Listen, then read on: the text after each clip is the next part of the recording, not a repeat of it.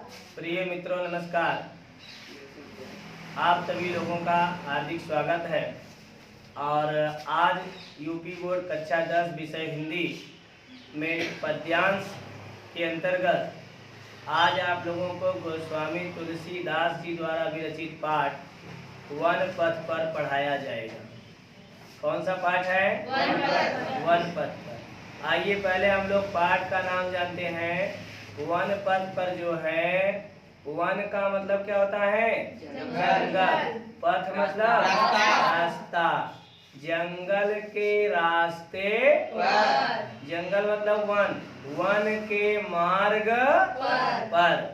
ठीक, आपको वन पथ पर का हिंदी अर्थ पता चला? जंगल के रास्ते पर या वन के मार्ग पर। आइए आपको यह पाठ का जो पैराग्राफ है इसको पढ़ाने के पहले यह पाठ कहाँ से लिया गया है, गोस्वामी तुलसीदास जी ने किस प्रकार से इसको रखा है, 2-4 मिनट की व्याख्या में पहले इसको थोड़ा सा आपको समझाने का प्रयास करता हूँ। ठीक, ध्यान देना। गोस्वामी तुलसीदास जी ने यह वन पथ पर नामक पाठ वहां से प्रदर्शित करने का प्रयास किया है जब भगवान श्री रामचंद्र जी को 14 वर्ष का क्या हो गया था? वनवास। वनवास होने के पश्चात अपने छोटे भाई लक्ष्मण और अर्धांगिनी सीता जी को साथ में लेकर के भगवान श्री रामचंद्र जी वन में वनवास काटने के लिए निकल पड़े। ध्यान देना। प्रस्तुत पद्यांश हमारी पाठ्य पुस्तक हिंदी पद्य संकलन में वर्णित, ठीक, हिंदी पद्य संकलन में वर्णित वन पथ पर नामक पाठ से लिया गया है, जिसके रचयिता गोस्वामी तुलसीदास जी। ये सस्ता वाला संदर्भ था। अब थोड़ा एग्जामिनर को अच्छा दिखाने वाला संदर्भ जान लीजिए। प्रस्तुत पद्यांश, प्रस्तुत पद्य या प्रस्तुत काव्यावतरण गोस्वामी तुलसीदास जी द्वारा विरचित, गोस्वामी तुलसीदास जी द्वारा विरचित महाकाव्य रामचरित मानस। महाकाव्य श्री रामचरित मानस से नहीं है ये, हाँ, गोस्वामी तुलसीदास जी द्वारा रचित कवितावली अयोध्या कांड में वर्णित वन पथ पर नामक पाठ से लिया गया। दोनों संदर्भ आप जानते रहे, सस्ता महंगा दोनों। जो परीक्षा पीरियड में आपको याद आएगा उसको झोंक देना पानी भाव, नंबर आपको मिल जाएगा। कितना मिलेगा? एक ही नंबर पाऊंगा। ठीक, अब आइए आप लोगों को फिर से बताने का प्रयास करता हूँ कि प्रस्तुत पद्यांश में भगवान श्री रामचंद्र जी अपनी पत्नी सीता और भाई लक्ष्मण के साथ वन की तरफ जा रहे हैं। सुकोमल अंगों वाली, कोमल शरीर वाली सीता जी मार्ग में चलते चलते थक गई हैं और उनकी व्याकुलता, उनकी ऐसी दयनीय दशा को देख यहाँ पर मार्मिक वर्णन किया गया है गोस्वामी तुलसीदास जी के द्वारा। ध्यान देना, बहुत ही सरल पाठ है। भगवान श्री रामचंद्र जी माता सीता और भाई लक्ष्मण के साथ वन में जा रहे हैं और सीता जी चलते चलते थक गई, क्योंकि वो राजकुमारी के पद पर आसीन थी जब उनका विवाह नहीं हुआ। तब वो एक राजा जनक थे, उन्हीं की क्या थी? वो पुत्री थी। और राजकुमारी सीता भगवान को फूल अर्पित करने के लिए ही बाग में जाती थी पैदल, अन्यथा वो महल से बाहर कभी नहीं जाती। और आज ऐसा समय आन पड़ा है कि भगवान श्री रामचंद्र जी के साथ सीता जी मार्ग में नंगे पैरों के साथ चल रही है। जाहिर सी बात है थक जाएंगी, तो सीता जी थक गई हैं। उनकी थकान भरी व्याकुलता को देख करके भगवान श्री कृष्ण की क्या स्थिति हुई है। भगवान श्री रामचंद्र, क्या बोले हम, भगवान श्री रामचंद्र जी की क्या स्थिति हुई है इस पैराग्राफ में दिया गया। आइए देखते हैं, लिखा है, देखिए, पुरते निकसी रघुवीर बधु धरि धीर दये मग में डग द्वय झलकी भरी भाल कनी जल की पुट सूखी गए मधुराधर वै। फिर बूझती है चलनो अब केतिक पर्ण कुटी करिहों कित हैं तिय की लखी आतुरता पिय की अखिया अति चारु चली जल।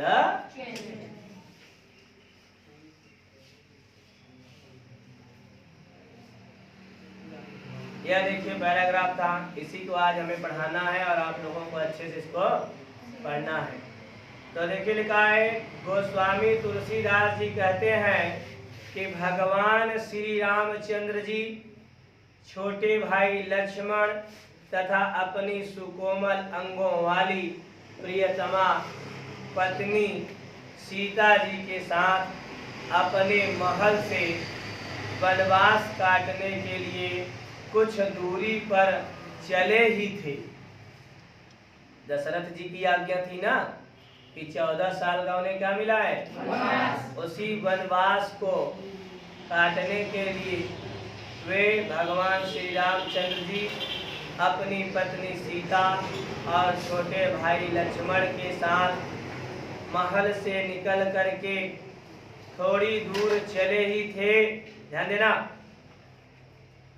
और बड़े ही धैर्य दिख लिखा है ना, पुरते निकसी, पुरते माने महल से, ध्यान देना, महल से निकल करके रघुवीर बधु, रघुवीर माने भगवान श्री रामचंद्र जी की पत्नी अर्थात बोलो सीता जी, भगवान श्री रामचंद्र जी की पत्नी अर्थात सीता जी महल से निकल करके थोड़ी दूर आगे देखा लिखा हुआ धरि धीर, धीर माने धैर्य, बड़े ही धैर्य के साथ मग में मार्ग में डग द्वय, 2 पैर या 2 कदम या कुछ दूरी पर, धरि माने अपने पैरों को रखा ही था, अर्थात भगवान श्री रामचंद्र जी की पत्नी सीता जी पुरते माने महल से अपने निकल करके, अपने महल से निकल करके रघुवीर वधु, रघुवीर जी की पत्नी अर्थात सीता जी महल से निकल करके धरि धीर, देखा लिखा बा, धरि धीर बड़े ही धैर्य के साथ, धीर माने है कि पुरते निकसी रघुवीर वधु, ध्यान देना, महल रघुवीर वधु भगवान श्री रामचंद्र जी की पत्नी सीता जी पुर अर्थात महल से निकल करके धरि धीर बड़े ही धैर्य के साथ मग में मार्ग में डग द्वय, 2 कदम, धरि माने चली ही थी अर्थात कुछ दूर चली ही थी कि झलकी भरी भाल कनी जल की, कनी जल माने पसीने की बूंदे, बाल माने माथे पर और झलकी माने छलक आई, वैसे ही उनके माथे पर पसीने की बूंदें छलक आई। भगवान श्री रामचंद्र जी की पत्नी सीता जी मार्ग में बड़े ही धैर्य के साथ 2 कदम चली ही थी अपने महल से निकल करके, कि दूसरी लाइन लिखा है झलकी झलकी भरी भाल कनी जल की। तो उनके माथे पर, मस्तक पर, भाल पर कनी जल की, हाँ, पसीने की बूंदें झलक पुट सूख गए। और उनके पुट माने होठ जो थे वे सूख गए। मधुराधर वे, उनके जो मधुराधर माने मधुर कोमल होठ थे वो क्या हो गए? क्या हो गए? सूख गए। फिर बूझती है, फिर अपने प्रियतम, अपने पति स्वामी श्री रामचंद्र जी से पूछती है। पूछती है माने पूछती है, चलनो अब कीर्तिक, हे प्रियतम अभी हमें कितना और दूर चलना है? ध्यान देना। और फिर अपने प्रियतम से पूछती है कि हे स्वामी अभी हमें इस जंगल में और कितना अधिक दूर चलना है? अब पर्ण कुटी करिहों की तो है, तथा आप अपने पत्ते की कुटिया कहाँ पर बनाएंगे? भगवान श्री रामचंद्र से माता सीता पूछत है कि जैसे 14 वर्ष का वनवास काटे निकला है यार, तो का 14 साल ऐसे हम चलता ही रहा कि कतौ घास फूस का झोपड़ी बनौबे?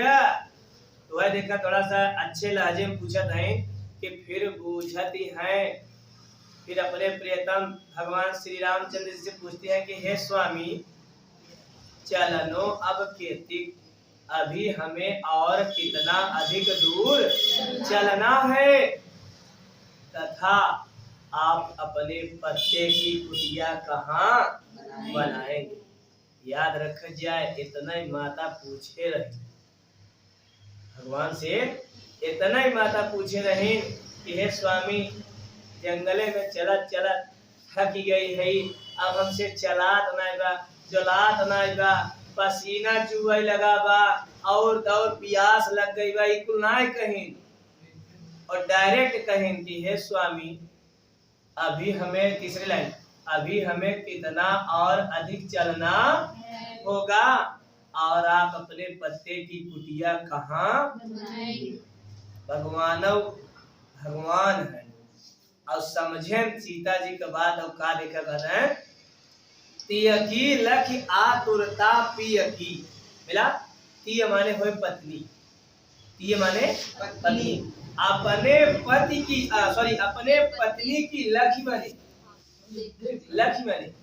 देख कर, अपने पत्नी की इस आतुरता, इस व्याकुलता को लक्ष्य माने देख करके पिय की अखियां, पिय माने प्रियतम पति श्री रामचंद्र जी की आंखों में अश्रु की धाराएं, उनको बड़ा कष्ट हुआ। यह कोमल अंगों वाली सीता जो फूलों पर कदम रखती थी, आज ऐसा दिन आ गया कि मैं इसका स्वामी हूँ, उसके बावजूद इसे नंगे पैर जंगल में चलना पड़ रहा है। की लखी आतुरता, अपने पत्नी, अपनी प्रियतमा सीता जी की इस आतुरता, इस व्याकुलता को देख करके प्रियतम श्री रामचंद्र जी की आंखों से जल की धाराएं बहने लगी, वे रोने लगे। आ जाएगा, सरल है ना? इसका काव्यगत सौंदर्य भी आपको लिखना होता है, ध्यान दीजिएगा। परीक्षा में अगर 100% नंबर लाना है तो पहले आप क्या लिखेंगे? संदर्भ, फिर प्रसंग। प्रसंग में क्या लिखेंगे बताइए? कि प्रस्तुत पद्यांश में सीता, माता सीता, लक्ष्मण और भगवान श्री रामचंद्र जी के बन जाने की कथा का वर्णन किया गया है, जिसमें सीता जी की व्याकुलता का भी वर्णन किया गया, ये आप लिख सकते हैं। फिर अनुवाद व्याख्या आपको आ ही गया। अब आप काव्यगत सौंदर्य हेडिंग करेंगे तो उसमें आप लिखेंगे भाषा क्या है, तो आप बताएंगे भाषा ब्रज है। क्या है? भाषा ब्रज है। शैली क्या है, तो आप बताएंगे मुक्तक शैली। क्या बताएंगे? मुक्तक शैली है। गुण कौन है, क्या बताएंगे? प्रसाद और माधुर्य दोनों गुणों का इसमें समावेश है, ध्यान देना। अब हेडिंग डाल के लिखना है। रस क्या है, तो रस में आप क्या बताएंगे? श्रृंगार रस है, ठीक। फिर उसके बाद छंद क्या है, क्या बताएंगे?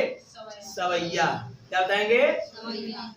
अलंकार में आप दे देंगे रघुवीर वधु भरी भाल पर्ण कुटी करिहम आदि में ब भ क वर्ण की बार बार आवृत्ति हुई है, जिसके कारण यहाँ पर अनुप्रास अलंकार हुआ। इतना आपको काव्यगत सौंदर्य हेडिंग में लिखना, तब जा करके आपको पूरा का पूरा 6 नंबर व्याख्या में मिलेगा। सूरज समझ में आया? लिख लोगे ना? और बाकी सब लोग? चलिए आज के लिए इतना ही। अगली कक्षा में आप लोगों को दूसरा पद्यांश पढ़ाने के पहले ये पहला पद्यांश यहाँ पे आकर के आंखों के सामने इसका संदर्भ प्रसंग व्याख्या काव्यगत सौंदर्य लिख के हमें दिखाना होगा, ताकि मैं आश्वस्त हो जाऊं कि आपको आ रहा है और आज आप जा करके घर पे मेहनत कीजिए।